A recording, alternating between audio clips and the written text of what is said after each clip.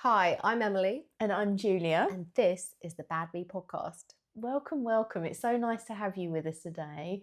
And today we're going to be talking about, Decision making. yes, how to make good decisions, big decisions, and as you will see from the show title, how to make any decisions, because we can get to that space where, especially if we're facing very big decisions, it then feels like we can't even decide what we want for breakfast. Oh, yeah, complete decision overwhelm. Before we get into it, first of all, we want to thank this week's sponsor. We are sponsored by Cascade Insurance Brokers. Cascade specialise in high value homes and contents.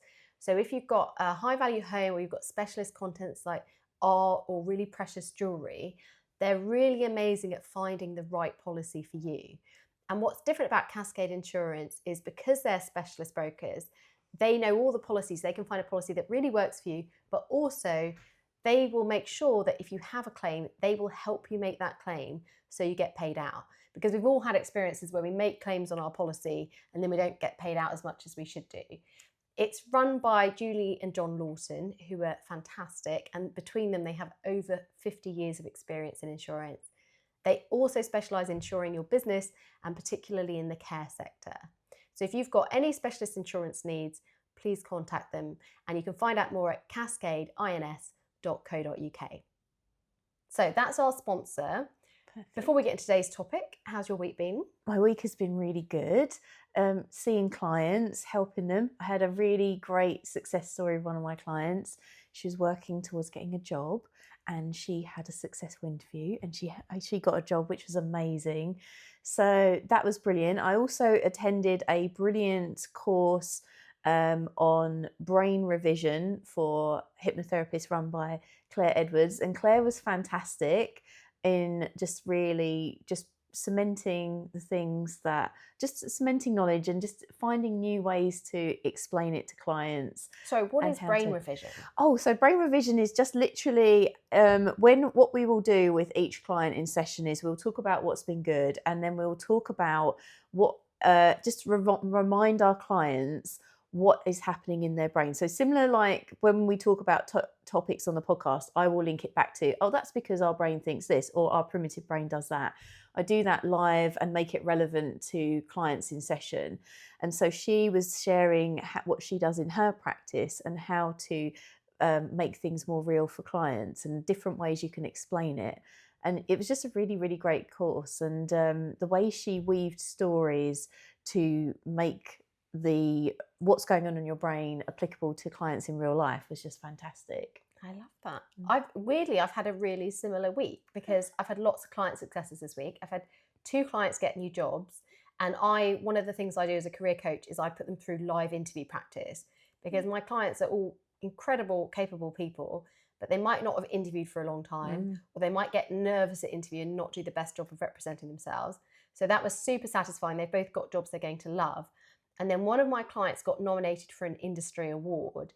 Now, in their industry, this is the absolute top award they could be nominated for. Amazing. It's honestly not far off an Oscar. What? It really I love this. It's a big deal. So that was just really exciting. So it was just such a nice week having clients have, positive things happen to them, which obviously it makes me really happy to see that. And obviously, any way I can help them achieve their goals is really satisfying. So very, very positive week as well. I love that. That's so good. What's been going on in the world of pop culture?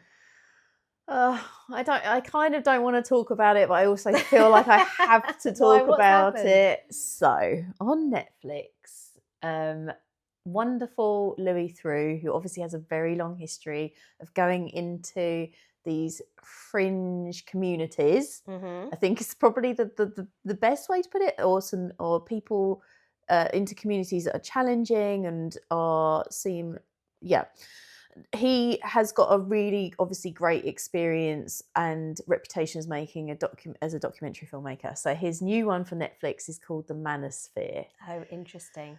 And it's exploring how this rise of the red pill thinking, black pill thinking, how men have been really marginalised, and how now it's given rise to these influencers that are now very influential in guiding or attempting to guide young men into their way of thinking. But the people on, well, there's no but about it, the people on that Louis has profiled, because he is obviously exploring this whole manosphere phenomenon, are just, well, I started watching the documentary. I did 20 minutes on it. I was like, yeah, this is really problematic. I started, then I watched a bit more the night after, and literally at 3 a.m. my brain woke up and was like, you're done. You don't need to watch any more of this documentary with these guys and their very problematic views on women. So what are their views? Literally that women should not be, some of them will be, and it's very hard as well to decipher what they're doing, because we're in that industry, we're in that world where the social media is literally, it wants to sort of incentivize, rage. Have you heard of rage baiting? Yes. So literally it's hard to decipher what they're saying to get more views and get more people enraged, but whether they really mean what they actually saying. And Louis will say to them, you said this thing, and they'll be like, yeah, they'll very quickly sort of backtrack on some of these things. But regardless of that or not, they're literally online saying these women should not be allowed to vote. Your woman is your woman. You this is like the lowest level. It's literally like, you are in control. You are the dominant force. You are like the out. It's selling these courses to young impressionable guys of how they can step up, be in control of their lives and be like that alpha male. But the very prominent message is that women are like second class citizens, and they've got no value apart from to be there to serve, other than to serve these men and their needs. And the sad thing about that is that it'd be very hard as a man to hold those views, and these days to find someone to go out with you and have a relationship. So I assume any young men who are absorbing this messaging will ultimately find themselves alone. And actually one of the biggest problems we have right now is that young people aren't forming relationships or don't know how to form them. Well, I wouldn't say it's a big problem, it's just a phenomenon. They're not forming relationships, they're not having children, so we're seeing big demographic changes, and a lot of people are avoiding relationships. And I think on both sides, I think if women think men are holding those views, they're going to want to avoid relationships as well, because you're not seeing each other as equals. It's not a partnership. No. And so although those views are clearly on the edge, and that's not the views of most men. No. And also there have been small groups of men who've held those views forever. Yes. As there are other extreme views on women's sides as well. There's a lot of anti-male messaging, so I think we shouldn't ignore that exists. But because of social media, those fringe views get a lot more airtime than they ever would have before. And so you could also easily get into a depressing state of thinking that a lot of men hold those views, which they don't, or a lot of women hold extreme views that they don't. But a lot of people who are just more moderate and normal, they're not spending their time going on about it on YouTube. No, this is the thing, and it's like there's a guy, they interviewed an English guy who's in Marbella. They interviewed an American guy who's obviously, I think he's in Miami. And to be fair, the way he purported himself was much more respectful and much more well put together, to give him credit. But they also interviewed, when Lou was in Miami, they interviewed two guys that met the American influencer on the street, and they were like, man, we love you, you are like my greatest role model, etc.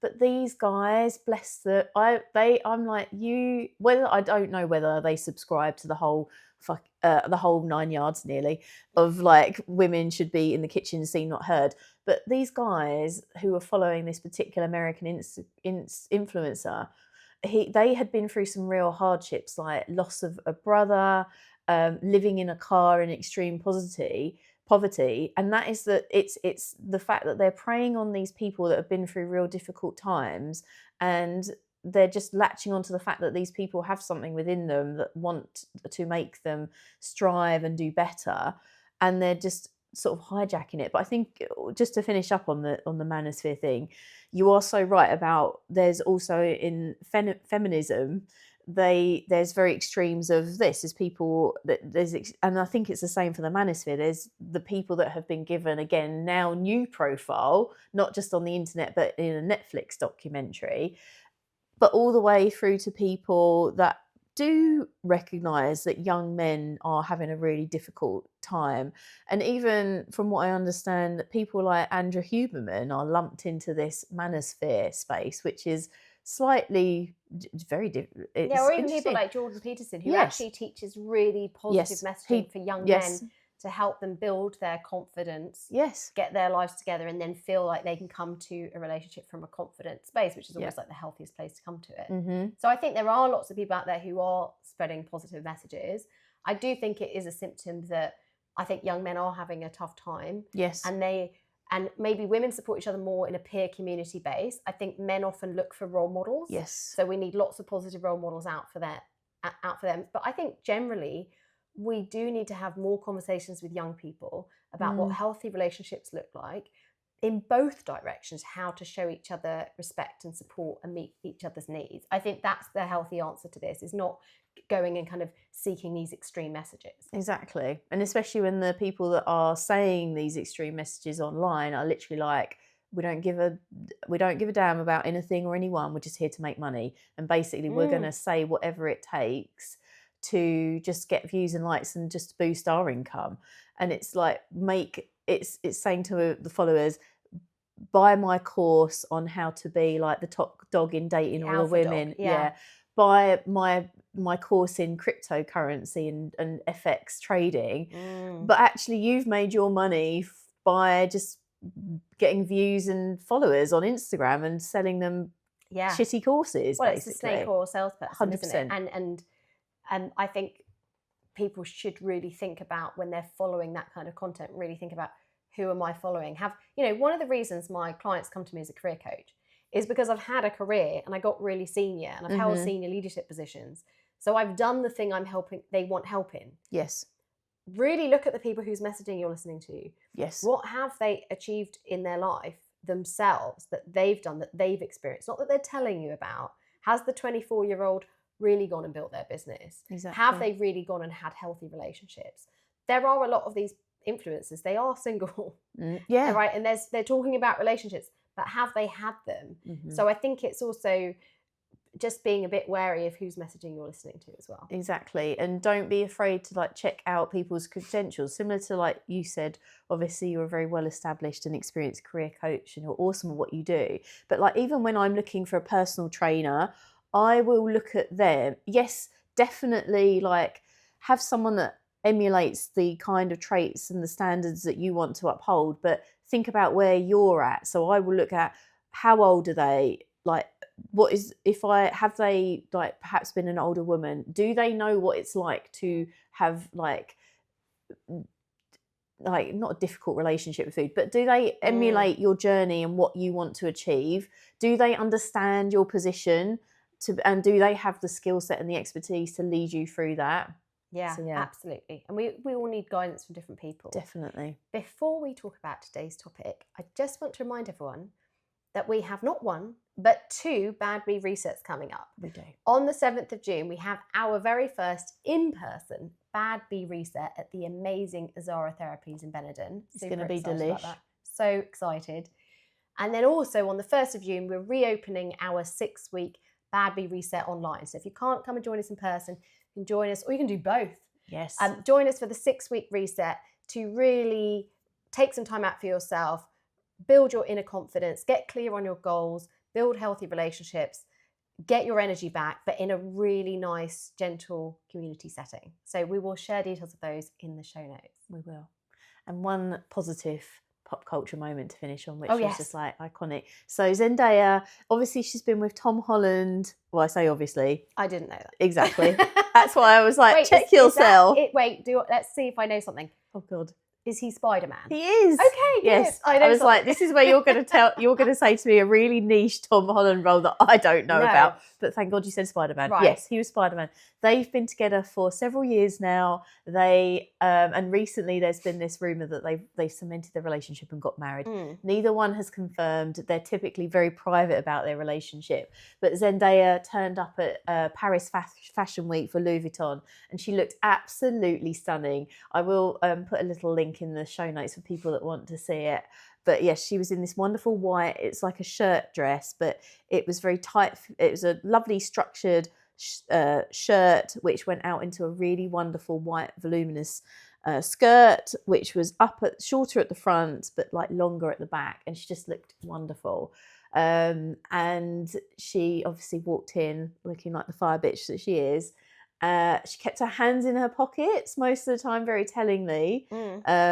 So no confirmation on those rumours as to whether they have got married or not. But it was just a wonderful moment. It's always lovely to profile in this crazy world. You've got lovely, confident, classy bitches everywhere. Well, and I love that there's not the performative element, because Yes. sometimes with celebrities, their relationship becomes a bit performative or becomes the focus instead of their work. 100%. So I have a lot of respect for them keeping that under wraps. But we love. I mean, I love a wedding. Yes. I've actually gate crashed two weddings. I didn't know the bride and groom. Love.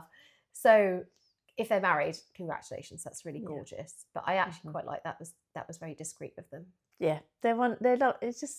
And sometimes, you know, when actors will say, "I'm not here for like the clout. I'm not here for the fame. I just want to act and make great art." It's like there are actors that you believe that's true, and there's ones that you're like, I think you are just here for like public notoriety, shall we say. But yes, no, these lovely guys, I think, are definitely, they're here to craft and to make a career and to just be able to make decisions. This is a great segue, with a wonderful, like, very clear that their decisions are serving their bigger selves and what they believe in and in line with their morals. Oh my God, that was a great segue. Unconscious. Just nailed it there. Okay.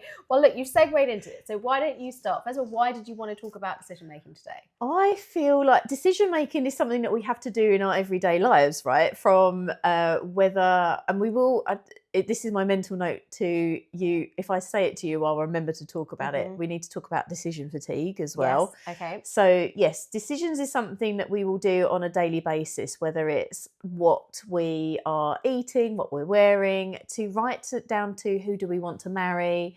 I mean, that's quite a biggie. 100%. We've gone from one extreme to the other. What do I want to eat? Who do I want to marry? Yeah, exactly.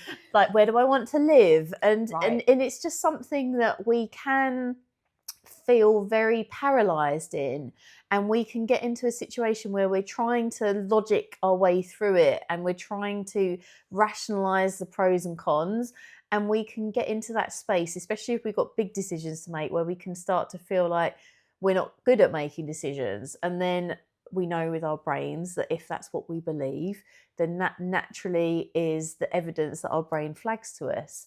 So I just wanted to talk about, because I know that there have been a few of my clients that have struggled with making decisions, and how to overcome that. And I thought it would be helpful if we just talked about it on a podcast, just to give people more of a sort of general guide as how we approach decision making, what we've seen work with our clients, and get into it from that point of view. So what do you, when a client comes to you and they're struggling with making decisions, what do you talk to them about? First of all, I will remind them, like we said, about providing real world evidence to our brain. I will remind them of the good decisions that they have made in the past, because especially if it's like a career decision or something they're moving forward with, like a promotion, they're in this position because of the great decisions that they've already made that have led them to this point. Yeah. So we will explore the good decisions that they've already made in their lives.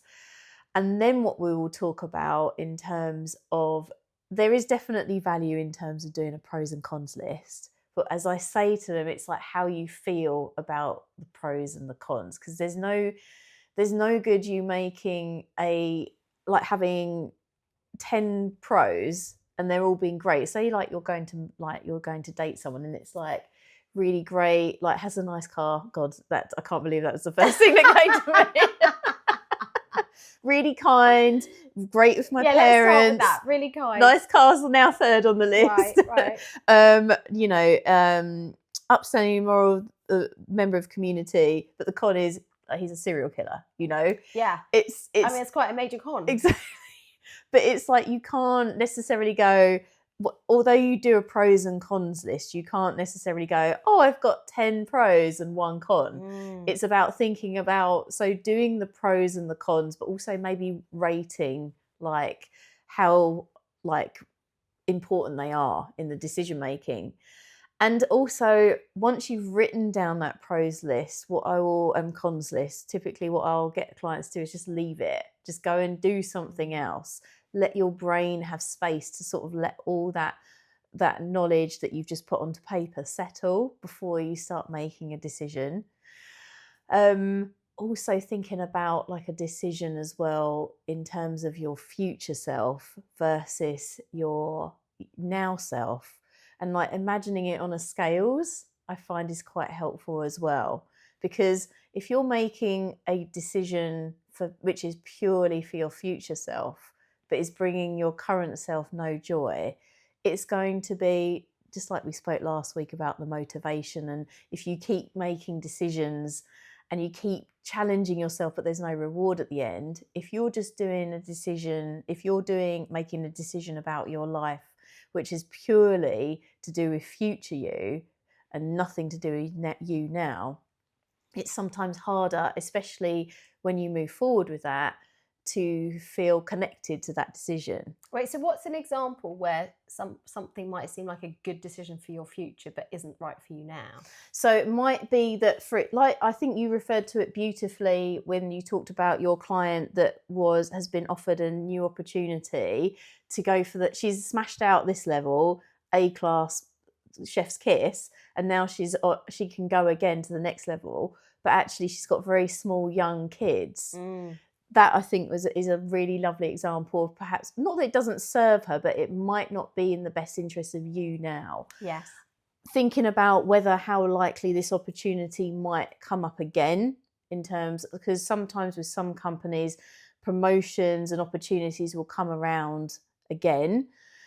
Thinking about whether that will align, you'll be able to sustain and make that decision will feel better for a future you rather than you now, if you're not in the right space to accommodate it now. Go on. Well, and there's a couple of things that come to mind. One of the things I always talk about is having really authentic goals. Mm-hmm. And one of the reasons I wrote Maximum You was to give people questions to get to know themselves better, so they could then work out what they really wanted that had meaning for themselves. Because sometimes we're making decisions based on what we think someone else would do in that situation. Or you get offered the high-paid, high-profile job, and other people will tell you you're mad not to take it. Yeah. But actually, if you're very clear on what you want and your goals, and they're really authentic to you, you can use those to make decisions. And I find it so helpful. I do it all the time. I'll have a decision to make and I'll think, does that get me closer to my goal? Does that help me achieve my goal or not? And there might be several goals. There might be career goals, but there's also lifestyle goals. Yes. So for this client, there was a lifestyle goal around spending more time with her children. I have a lifestyle goal around freedom. And I have, sometimes my clients offer me jobs in-house where they are, which is really flattering. And I'm not going to say I'll never say yes to one of them. But I got offered one, it was really tempting. It was a very big senior role. And to our episode last week on resilience, the part of my brain that loves a challenge wanted to say yes to it, to see what it would be like to do that job. But actually, when I revisit my goals, not just my career goals, but my lifestyle goals, I realized that decision wouldn't help me achieve my goals. It would actually take me in the opposite direction. And that gave me real clarity. So I think one of the things is have really authentic goals, check in with them regularly, and then use them to make decisions. But the other thing is thinking forward. I love a decision tree, which is where you kind of think about the decision, you write out all the different things you could do. Yes. And then you start speculating what might happen. So I've got a new job to take. Okay, do I take it? Yes, no. If I take it, yes, what might happen? I might love it. It might be amazing. I might hate it. I might regret it. And the same is if I stay, there could be another job I get offered. There might be a different opportunity coming, or I might stay here longer. And getting clients to map out the decisions and go quite far down, go like 3 or 4 points down the decision tree, it helps you slow down and really think about what might be some of the longer term impact. But also it gets us out of this yes-no decision of it's either this job or I'm stuck in this other job forever. It's like when people are buying a house and they go, well, if I don't get this house, I'm never going to get a house I like, which we know isn't true. But they think it's just stay in this house forever or go into the new house. And weirdly, I was clearing through some papers and I found a decision tree I wrote 20 years ago when I was thinking about quitting the job that I was in. And it was really interesting because I had it written out. And then at the end of that decision tree, I didn't quit the job, even though my instinct at the beginning was I was really upset about something and I wanted to quit. Mm-hmm. And I ended up making a better decision that in the long run paid off. So there's something about writing it out and making yourself think through all the steps logically Yes. that can sometimes stop us making some of these reflexive Yes. decisions that might come from the primitive brain that Yes. are very emotionally driven. Yes. That might make us feel better in that moment, but don't serve us in the long run. Exactly that. And I feel like when you come to do your decision tree, make sure that you, like you said, are in a good, calm, logical place. You have been for a walk. You've spent time with lovely friends. You need to be clear, because you need to make sure your decision tree that you do is mapped out logically. It's not like we've gone, okay, if I don't get this job, I'm going to be homeless. Yeah, the world ends. Yeah, exactly. Death. Death. Okay, either way, bad outcome. But also one of the things that I say to my clients as well is there are, apart from death and terminal illness, there are very few irreversible decisions in life, or at the very least ones we can't pivot from. So it's taking that urgency that our primitive brain will convince us it likes to work in that black and white extremes of primitive brain. It's this house or we're never going to have a house. Yeah. It's this person or we're never going to get married, or it's we got to take this opportunity now and we'll make it work, even if we are feeling on edge and just overwhelmed. It's not always about that. Similarly, if you do make those decisions, you can sell the house and you can move into a better house. You can get divorced, dare I say. There's always decisions. You can always pivot to bring you back on course. So taking away some of that extreme, it's now or never, do or die around decisions, and reminding, like we said, start by making small decisions in your everyday life that align with your goals to reassure you that you can make good decisions. Well, and I believe a lot in reflective practice. Mm-hmm. So first of all, looking back and recognizing where you have made good decisions, because the life you have now is the result of all the decisions you've made. Yes, external things will have happened, but it's how you responded to them. So recognizing that, and also reflecting on when you've not made as good decisions, because we can learn. One of the benefits of aging is we get to make mistakes and learn from them. And when I look back at key decisions I've made, I would say where it's gone right, I've taken time over it. Yes. And I've not let myself be rushed by a job offer, a person, or whatever it is. Taking time over that decision.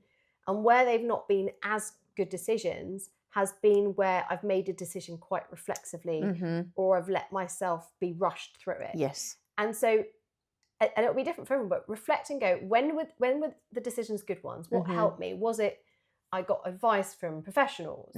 Was it I took my time? Was it, for me, one of the ones was I waited until it felt like a hell yes. Yes, I love that. If I wasn't sure about something, I took that as my intuition saying it's a no. And I waited till it felt like a very firm yes before I moved forward. So, but reflect for yourself, what were the conditions under which you made really good decisions? And when you look back on some decisions and think, that didn't serve me, that wasn't so great. What were the factors behind that? Were you making decisions under stress? Were you literally making decisions when you were tired and hungry? Because our brain actually doesn't work that well when we're tired or we're dehydrated or we've not eaten. Hungry. Yeah, we don't actually make good decisions. So just delaying it and saying, right, I'm going to sleep on this, eat a good meal, talk to a friend, and then see how I feel. Exactly. And it's like that delayed decision making. But I do worry that in today's society, we use the excuse of going on instinct to actually just rush through life and not take our time on key decisions that we should do. Sometimes things, if you're feeling disconnected from your intuition, something I like to do with clients is think about one of your favourite songs, whether it's a lovely song that makes you really happy or really calm. Think about the emotions that you feel when you listen to that song. And then think about a song that you really hate. What's your song that you hate? Oh gosh, I don't know that I really hate it, but I'm not a fan of drum and bass. Okay, fine. So there'd be some drum and bass where I wouldn't want to keep listening to it. Okay. Yes. So it's like thinking about a song that you really don't enjoy, which just feels so like nails on the Well, what's chalkboard. yours? Oh my gosh, I Take My Breath Away, you know, the Really? Top Gun film. Oh, that's really unusual. I just Why does it upset you? I literally this is the thing, because it's so funny. This is how amazing our brains are. For those of you that are watching on YouTube, I'm having a real like actual physical reaction, because as far as my Now I want to brain start singing it to you. don't, it's just so just slow and just so ugh. Is it too cheesy? What is it? It's just too slow, and just like I'm just like it's trying to overdo the theme, Right. I think. Yeah. I'm just like, this is the worst. The instruments. Okay, so imagine how you My feel voice if is you listen, great, if you listen but to that equivalent, yeah. right? So yes, back on track. It's like, think about a song that you really love, makes you feel really good, or perhaps even really calm, and think about like the feelings that you experience and where you feel it when you listen to a song that you really don't like, and then think about like your decision. What kind of feelings are brought up when you think about your decision? Is it when more towards the favorite song end of the spectrum, or it feels a bit icky, it feels a bit sticky, it doesn't feel aligned? That's a nice way to just start tapping into your intuition of how you feel about things. So take something that you very easily know, like music you don't like, and think, how does this decision fit on this spectrum? I love that, and I think that's a really good point about when we listen to how we feel. If it doesn't feel good, ask yourself what would feel good. Yes. So if this job offer doesn't feel good, give your brain something to compare, because the brain likes something to compare. Go, well, what job offer would feel good? I might not have it right now, but what would be the job that would feel good right now? Well, I'm looking at the house. Something feels a bit off with this house. What kind of house could I find that would feel good? Because even if you don't have that option right now, so your brain goes into it's this or nothing. With our imagination, we can offer another option that feels good, and that can help us make that decision. Definitely. And then when it comes to like the bigger decisions as well, there is definitely this thing called decision fatigue, where we get worn down by the things that we have to decide on a daily basis. And so if we can like take as many decisions as we can out of our bucket, and I don't mean like the big decisions but having like your outfits for the week laid out on a Sunday. So when you wake up or even the night before, just so when you get up in the morning, it's one decision. You don't have to go to your wardrobe and go, oh, should I wear this? But I wore this yesterday. Oh, but this is dirty. So you don't have any of that dialogue. It just frees up your mental capacity. On the fashion icon, no, he's not an icon at all. The fashion front, Steve Jobs always wore a black turtleneck. Because he was so creatively involved in developing and running Apple. That was a decision that he didn't want to have to make. Tom Ford, a actual fashion icon, always in a black suit, white shirt, at the very jeans and a white shirt. He has a uniform, so it's decision. He can then use his creative energy into designing, to running the company, to making those key decisions without having to think about what he has to eat, what he has to wear. So if you can take and have, even if it was just one meal in the day, like having the same breakfast, having the same, a uniform almost, automating those decisions that aren't so key in your life frees up a lot of capacity for you to make the decisions about the things that do impact on the trajectory of where you're going. Now, I love fashion and dressing up. So to me, the idea of wearing the same thing every day is death. But I think there's something about it at the beginning of the week, planning what you're going to wear so you're not stressing about it on the day.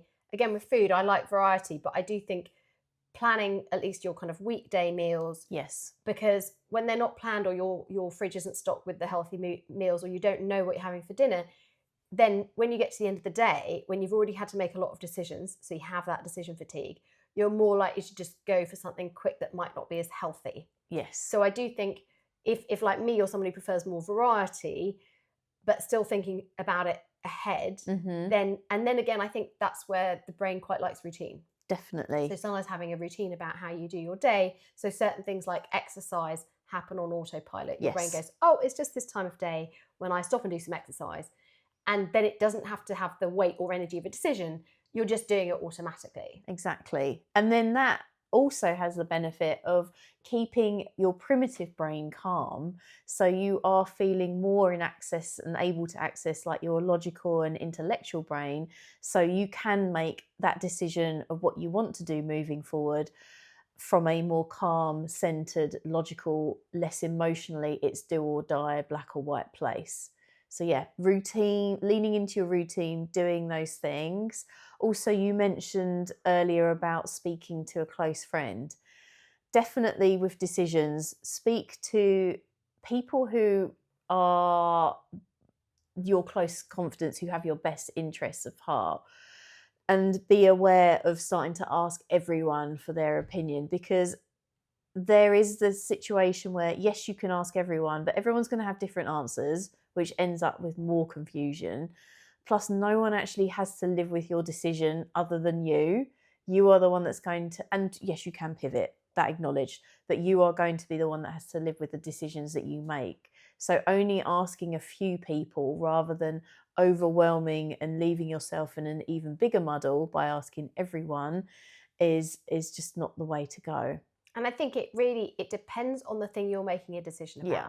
So there might be some people in your life where you feel like they've handled their careers really well. Mhm. So you might talk to them about their career, but Yeah. you might look at their relationship and think, God, I wouldn't want a relationship like that. Exactly. So you're not going to go to them for relationship advice.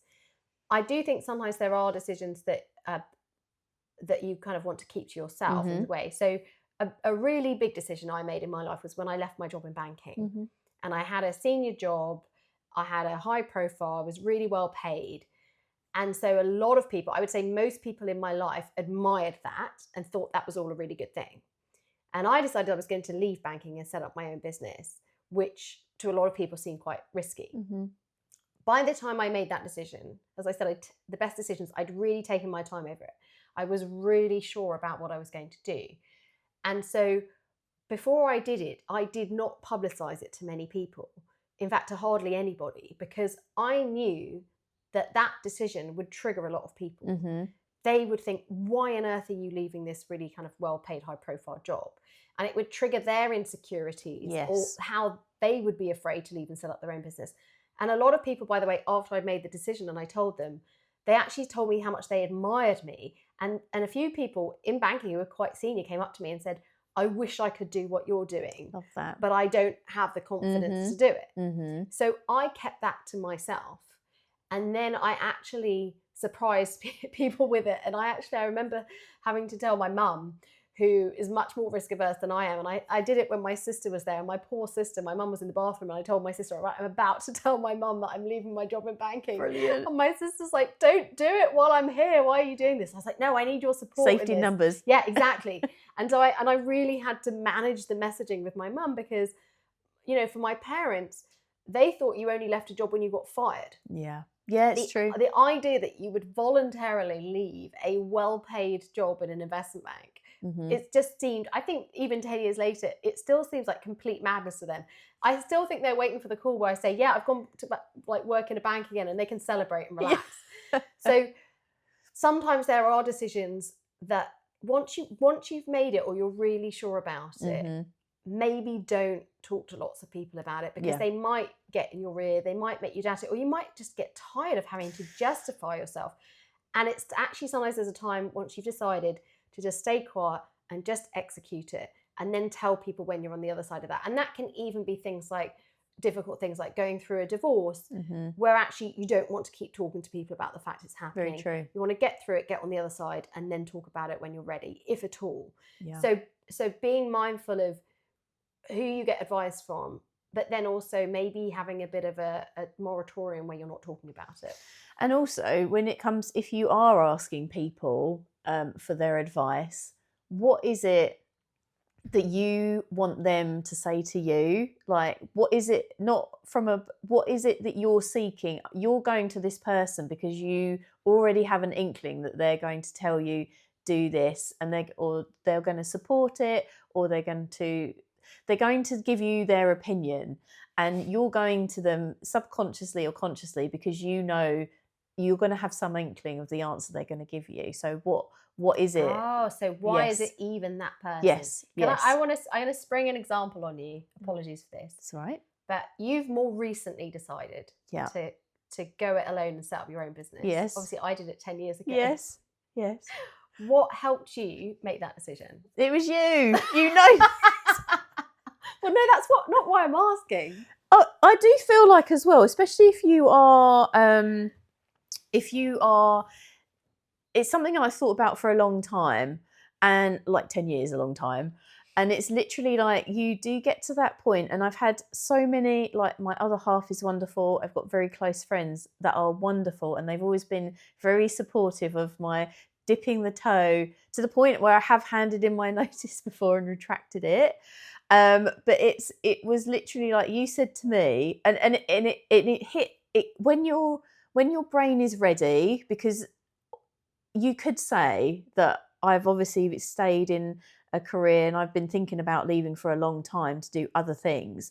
But at the same time, if I'd have pulled the trigger before and left, like I wasn't ready. Yes. And that my primitive brain would have been very upset, even more upset than it perhaps comes in waves at the moment anyway.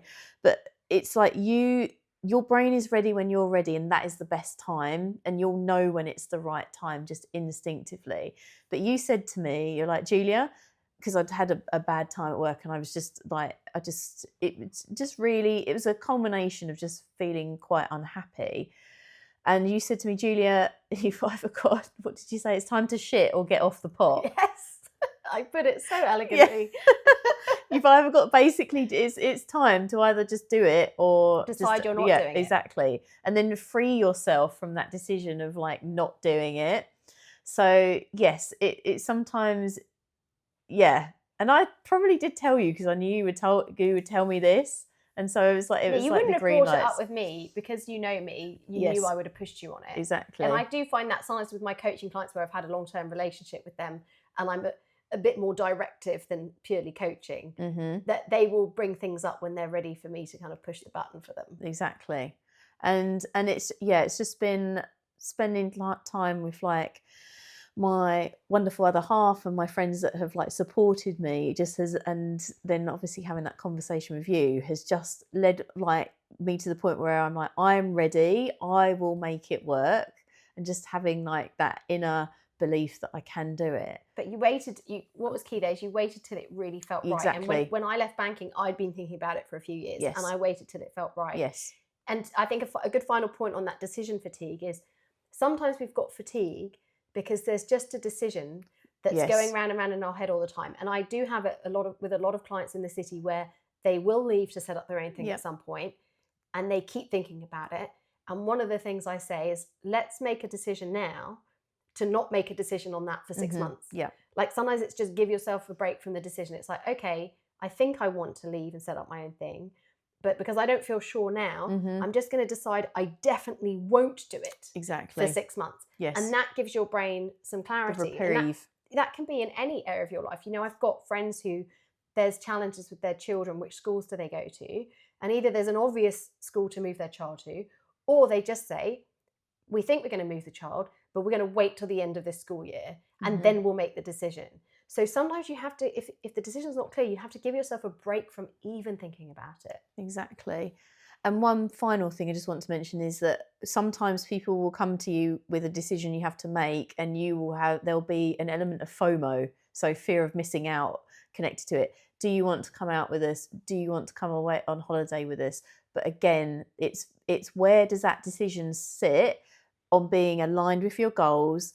Where does it balance on the you now versus the future you scales? Are we heavily weighted now, but actually it's to the detriment of future you? And how does that decision feel like in your gut? Is it the lovely song, or is it take my breath away moments? You've now ruined that song for people who actually like it. I know, and I'm very sorry. And we're all different. And if you love that song, then I'm thrilled for you. I feel like if this was a more highly produced podcast, I feel like we should go out on that with that playing at the end. We should do that. We should. just to Just like to upset make, you. but yeah. Thank you so much for listening to another episode of the Bad Bee Podcast. We hope that's helped you think about your decisions in a more constructive and healthy way. And if you've got a big decision to make, obviously you can reach out to either of us as well. And we're happy to give you advice. And always, if you can like, share, subscribe, anyone that's struggling to make a decision at the moment and you think this might help, just feel free to point them this way. And if you've got any topics you want us to look at in future, just let us know. We're here for you, babies.